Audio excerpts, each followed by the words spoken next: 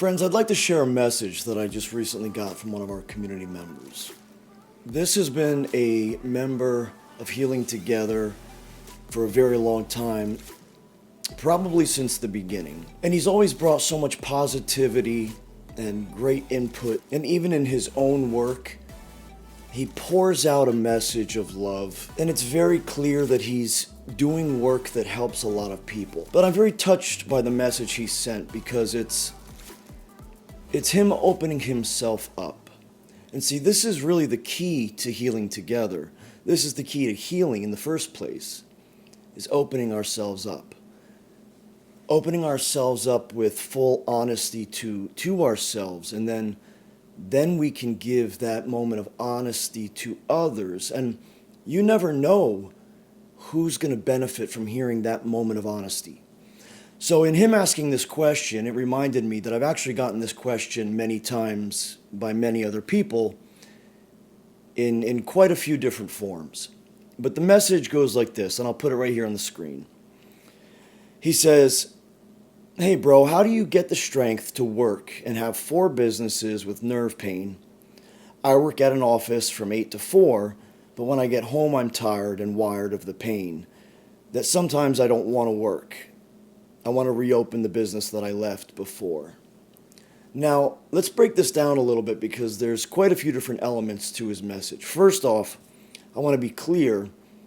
Though I used to run, own, and operate 4 different companies that worked under one umbrella at the same time, most of which were all kind of interrelated. Now, things are a bit more separated, but they're still in the same vein. And I've been very, very blessed, extremely blessed, with the opportunity to do what I do on a larger scale. But because of the internet, even though YouTube is cracking down on our channel, this is still an opportunity for me to work mainly from here, from my hub, even from home in most cases.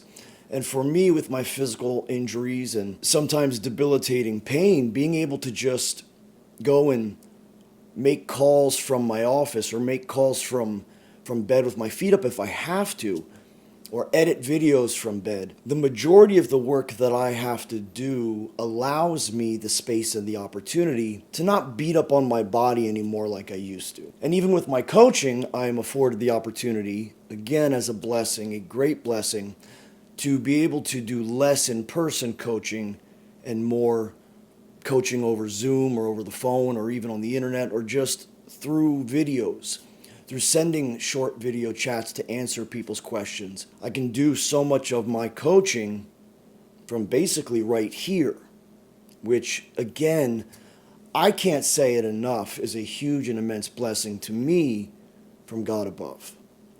That is an answer to my prayers. I just want to be very clear and transparent on that first part. But then he says I work in an office from 8 to 4. So I'm assuming maybe office work is sitting at a chair like this, and I know that he has physical pains.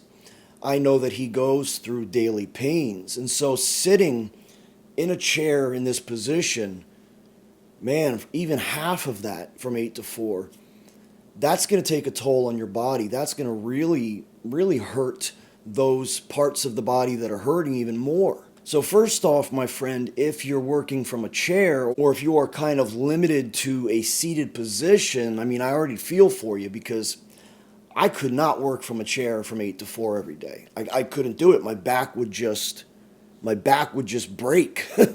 But that's something that kind of, we can get a little deeper into that later in the message. But next he says, when I get home, I'm tired and wired of the pain.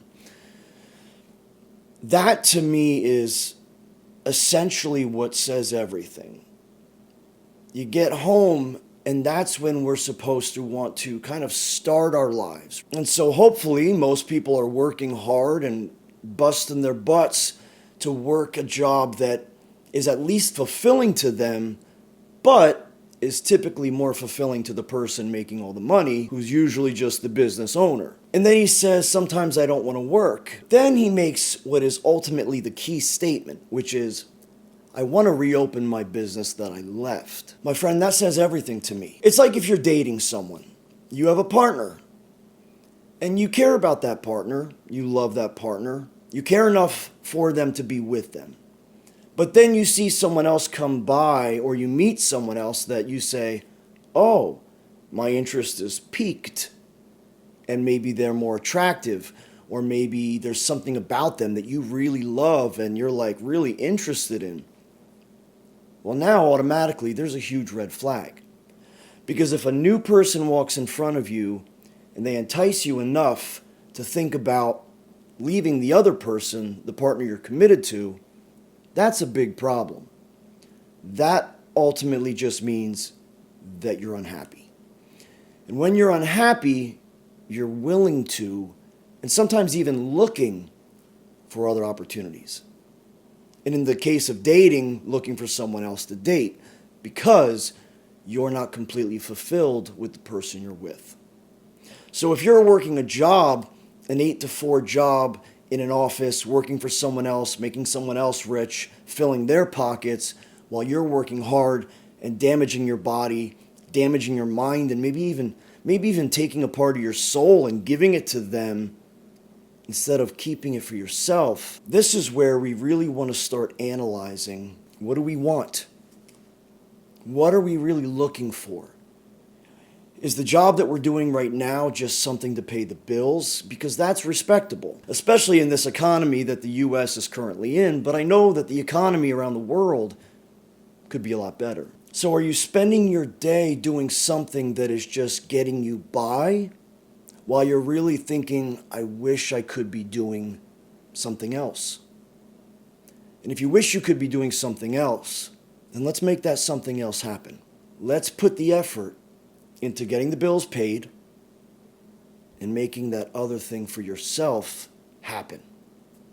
Because with this friend who wrote the message, I know that he has something special that he's doing for other people. And I imagine he's doing that because that brings fulfillment into his life. I've watched a lot of his videos. He makes videos himself, and they're great videos. They're in another language, so I can't always understand what he's saying, but I get the gist. I get the idea of it. And the idea is great. And I've seen other people, other YouTubers, other influencers, other nutritionists doing a lot of what he's doing, and some of them are really blowing up right now. So my friend, seize this moment. Seize this moment in time where you could take your passion, your love, what you enjoy doing, what's fulfilling for you, and go get it. Because then, whatever you're doing from 8 to 4 will now be something that you know. Now you're using it as a vehicle to take you to the next step. Write out the plan. Write out that next step. Now, I didn't just skip over the answer that I gave him because ultimately, yes, I'm always exhausted. I'm always tired. I'm drained most of the time. And the majority of that exhaustion comes from the constant pain that my body is in.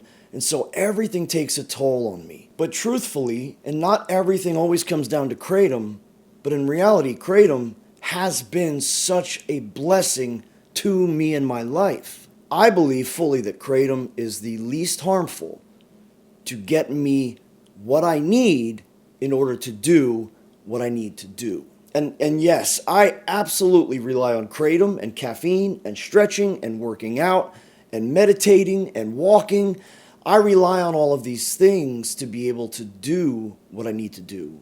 But at the top of all of that, my motivation to get out of bed in the morning, no matter what, is knowing that my kids are in my home with me safely. And for those of you who don't know, I went through a long, hard battle fighting for custody, and I lived 2.5 years without my youngest 3 children. And the days and the nights without them were just horrific. It was like living in hell. And it felt like a hell that I couldn't escape because it had no end. There was no end in sight. I was going to court. I was battling. I was fighting. It was draining. It was exhausting. It was painful. It ripped apart my heart. It ripped apart my soul. And I relied on God to get me through all of that. And He did. I prayed all day and all night for my children to come home. And now they're home. And I have full custody. And they're not going anywhere. Because I know that in the morning I get to see them when they wake up. I get to wake them up. No matter how grumpy they are, no matter how much they don't want to go to school, I find joy in getting out of bed, going to their rooms, and waking them up for school. And when we live, especially a prolonged period of time, without that thing that we love the most, those people that we love the most, it makes us realize. It brings a huge element of gratitude into our hearts when we finally get them back, or when we finally wake up to them again. And so from the time that I wake up in the morning, even to the time that I go to bed, they're all asleep right now. It is 1:37 in the morning. And this is typically when I still continue to do more work. I get very little sleep. Doesn't make it easy, but I can operate that way. I have a schedule that I keep throughout the day where I take client calls, I do client work, and then I prepare the house, prepare their food, do the grocery shopping. I'm definitely looking for a nanny / housekeeper, FYI, if anybody knows anyone. But for now, it's me. And I can't bend over to go pick up all the toys around the floor. And it hurts me to load the dishwasher, bend over the sink and do dishes. And it hurts me to move the clothes from the washing machine to the dryer. But while I'm doing those mundane and painful things that have to get done, I'm thinking about how I'm doing it for them. I'm thinking about how I want the example of what I'm doing for them to come across. And my 8-year-old daughter actually said something tonight to me. I have a book that I read every night to my daughters. And I'll show it to you. Hold on. So I got this book for them years ago, right after my second daughter was born. And so for the past 6 years, I've been reading it to them ever since. And even when they weren't with me, I would send them videos of me reading different books so that they could watch them if they were allowed to, anytime they wanted. But the book is called Why a Daughter Needs a Dad. And we call it Why a Daughter Needs a Daddy. Funny enough, they don't let me forget to read it every night. And we've read through this book. It's a very thin book. We've read through it probably at least 30 times now, so that they actually have a lot of them memorized. And then almost every night, they make up their own. They make up their own Why a Daughter Needs a Daddy. And earlier today, my 6-year-old daughter and I were dancing around the house to one of her favorite songs. And she wanted to make a dance up with me. So we've been kind of making up a dance to this song. And when we were dancing around the house today, my daughter intentionally stepped on my toes. And she had her little cowgirl boots on, she calls them. And she put her feet on mine. And she looked up at me and she says, "Daddy, remember why a daughter needs a daddy so that she can step on his feet when we're dancing?" And oddly enough, tonight, no lie, I opened up to this page. And on this page it says, "A daughter needs a daddy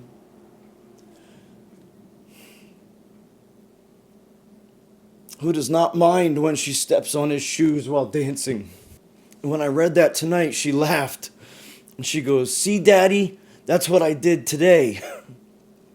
And right now, I have a rush of so many different emotions coming through me because of the 2.5 years that I didn't have that. But my friend, I don't want to digress off of the topic of your question. But as you can see clearly, my answer is my children. That's what keeps me going. That's what gives me the energy to get through the day. Every day. And the gratitude that I have in my heart for them just being home with me. Getting to wake them up every morning. Getting to get them off the school bus. Getting to read them this book and sing them songs and brush their hair at night and pray with them or have a talk with my boys or listen to my one son talk about football practice or, the game that he had that day, and to listen to my older son talk about his work and how he's doing great at his job That's all the motivation I need every day, my friend, to get me out of bed and to work through the pain. But now, my friend, let's turn this back to you. Are you doing that in your life that you really want to be doing? Are you taking your dreams and turning them into goals? And then are you chasing after your goals? That chase alone will probably ignite a fire in you. A fire that pushes you through every day that you go into that office and work for someone else, and to eventually turn that into you. Make that your thing, so that every morning when you wake up, you're excited to build your business, to build your brand, to build your entity that drives you and pushes you through everything, through all the challenges and the hardships and the pain. So what I want you to do, my friend, and for all of you out there, I want you to take out your journal, because hopefully by now most of you are journaling. You take out your journal and you write down those goals. And number one needs to be that one thing that you are the most passionate about, the most driven about, that one thing that you know, that one thing that you want so deep in your heart that maybe it hurts that you don't have it. That maybe it hurts that you're not doing it. Or maybe it's that one person in your life that you love so dearly or want to be with so badly, but you're not with them. What are the things that you can do to be with them? What are the things that you can do to do that one thing that you want to do so badly? Because despite our current economic situation, we are still in a day and age where the sky's the limits, man. There's no reason why anybody shouldn't be doing something that they love to do. Find a way to make it happen. Find a path, create a path, draw out and write out your path, and get there. Get yourself to a place where you're excited to get out of bed every day and excited to do something that is for you. Excited to be with that person that without them your heart hurts. And for me, my heart hurt so much beyond belief without my children home. The pain in my heart was so great without having all of my children in my home together. My older sons were amazing. I can't even express to them how they got me through 2.5 years without their younger siblings. And I know what it was like for them to go 2.5 years without their younger siblings. Now, sometimes, obviously, we face limitations. We have limitations to our abilities. But now we have to reinvent ourselves. Much like I had to reinvent myself. Many of my companies were service-based. I could work them hard. Now I can't. So that was almost a forced opportunity. I had worked hard and planned and prepared that after my spinal fusion, I was going to essentially retire my service-based companies and go full into my coaching again.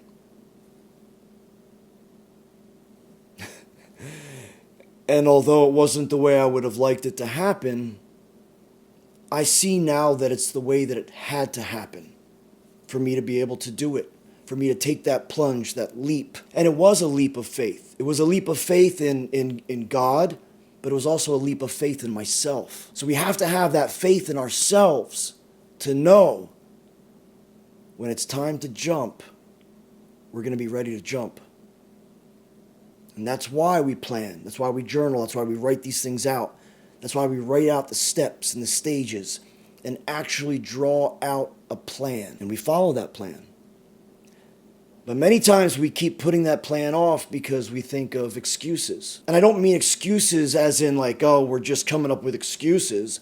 I mean excuses as in it's fear talking. It's fear in our hearts and in our minds that keeps telling us we're not ready to jump for some reason. But if we put the work and the planning and all our energy into getting ourselves to the point where it's time to jump, we got to jump. You got to take that leap of faith. And that leap of faith isn't easy to do, I know that. And sometimes, like in my case, it was more of a push. I was on the ledge, ready to jump, and I was planning and preparing. And the best plans of preparedness can often go south. I had a lot of variables jump into my life. A lot of things come in and change my plan. So I had to rewrite the plan. And then tonight, further down on the page, you see here, this is the one about stepping on the shoes. Down here, what's this one say? A daughter needs a daddy who will always make sure she has a place to come home to.